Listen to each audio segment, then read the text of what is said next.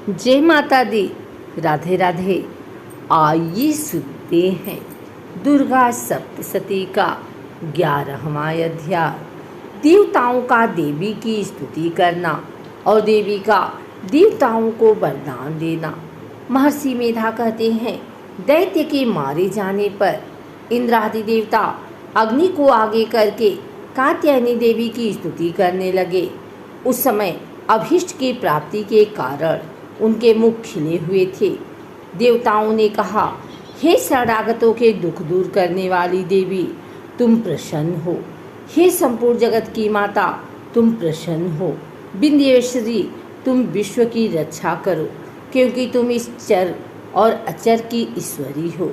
हे देवी, संपूर्ण जगत की आधार रूप हो, क्योंकि तुम पृथ्वी रूप में भी स्थित हो और अत्यंत पराक्रम वाली देवी हो। तुम विष्णु की शक्ति हो और विश्व की बीज परम माया हो, और तुमने ही संपूर्ण जगत को मोहित कर रखा है। तुम्हारे प्रसन्न होने पर ही यह पृथ्वी मोक्ष को प्राप्त होती है। हे देवी, संपूर्ण विद्याएं तुम्हारे ही भिन्न भिन्न स्वरूप हैं। इस जगत में जितनी स्त्रियां हैं वह सब तुम्हारी ही मूर्तियां हैं। एकमात्र तुमने ही इस जगत को व्याप्त कर रखा है।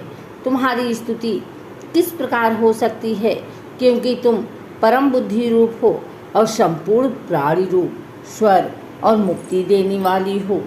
अतः इसी रूप में तुम्हारी स्तुति की गई है। तुम्हारी स्तुति के लिए इससे बढ़कर और क्या युक्तियाँ हो सकती हैं। संपूर्ण जनों के हृदय में बुद्धि रूप होकर निवास करने वाली, स्वर्ग तथा मोक्ष प्रदान करने वाली, हे नारायणी देवी, तुमको नमस्कार है। कलाकाष्ठा आदि रूप से अवस्थाओं को परिवर्तन की ओर ले जाने वाली तथा प्राणियों का अंत करने वाली नारायणी, तुमको नमस्कार है।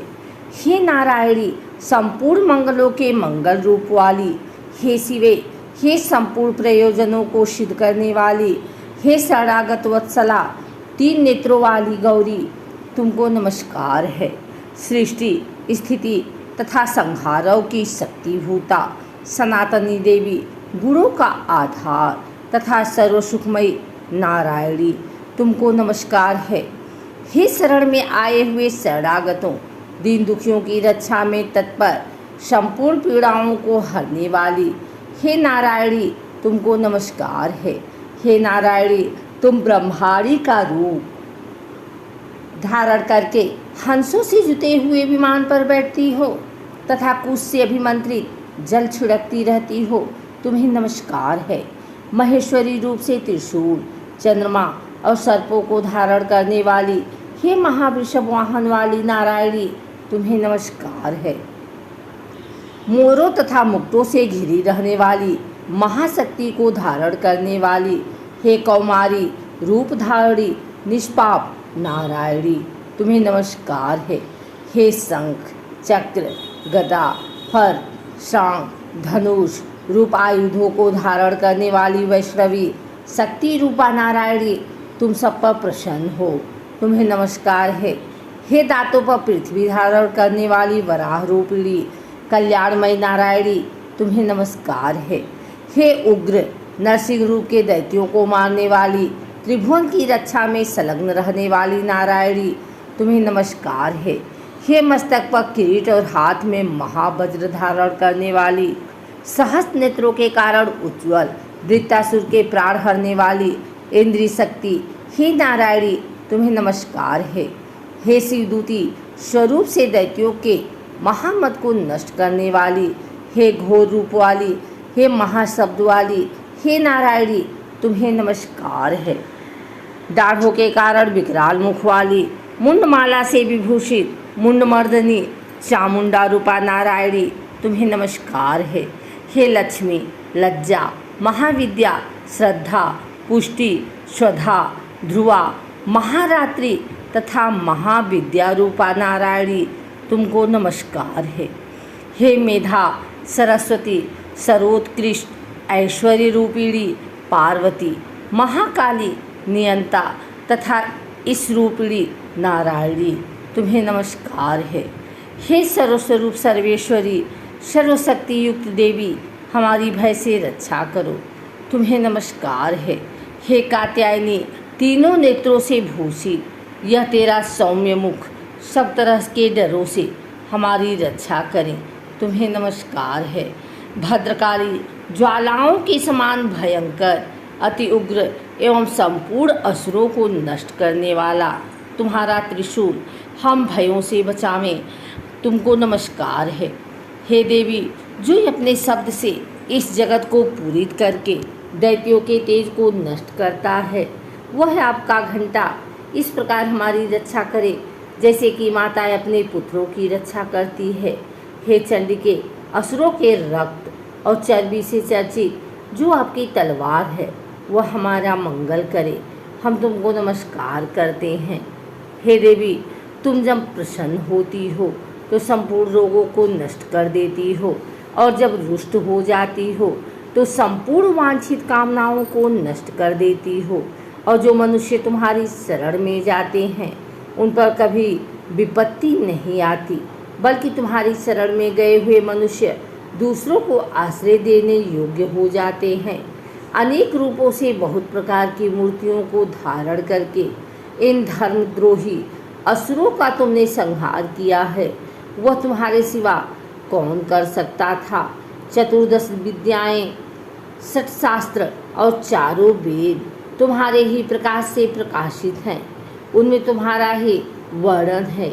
और जहाँ राक्षस, विषैले, सर्प, शत्रुगण हैं, वहाँ और समुद्र के बीच में भी तुम साथ रहकर इस विश्व की रक्षा करती हो।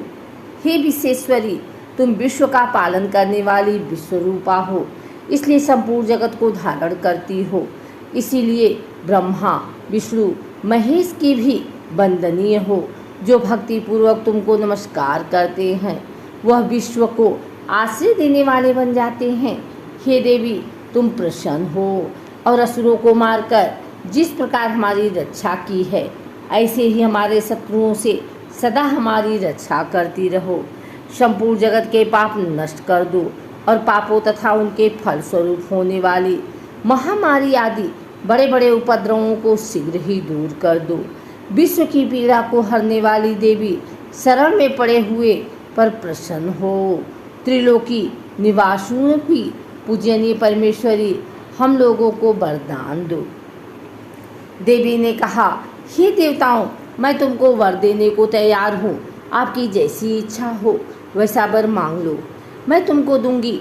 देवताओं ने कहा, हे सर्वेश्वरी, त्रिलोकी की निवासियों की समस्त पीड़ाओं को तुम इसी प्रकार हरती रहो और हमारे शत्रुओं की इसी प्रकार नष्ट करती रहो। देवी ने कहा, वह वैवस्वत मनवंतर के 28वें युग में 2 और महाअसुर शुंभ और निशुंभ उत्पन्न होंगे। उस समय मैं नंदगोप के घर से, यशोदा के गर्भ से उत्पन्न होकर विंध्याचल पर्वत पर शुंभ और निशुंभ का संहार करूंगी। फिर अत्यंत भयंकर रूप से पृथ्वी पर अवतीर्ण होकर मैं वैप्रचित नामक दानवों का नाश करूंगी। उन भयंकर महाअसुरों को भक्षण करते समय मेरे दांत अनार पुष्प के समान लाल होंगे।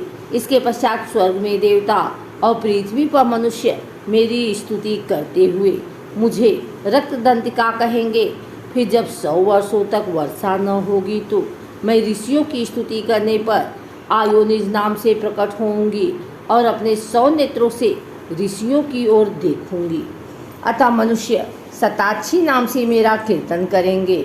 उसी समय मैं अपने शरीर से उत्पन्न हुए प्राणों की रक्षा करने वाले शाकों द्वारा सब प्राणियों का पालन करूंगी और तब इस पृथ्वी पर शाकंभरी के नाम से विख्यात होंगी।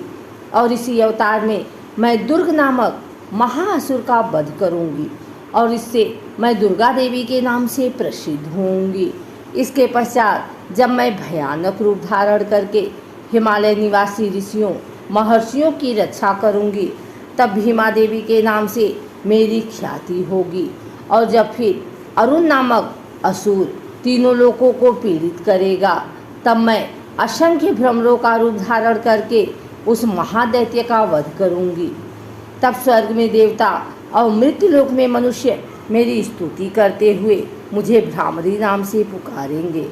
इस प्रकार जब जब पृथ्वी राक्षसों से पीड़ित होगी, तब तक मैं अवतरित होकर शत्रुओं का नाश करूंगी।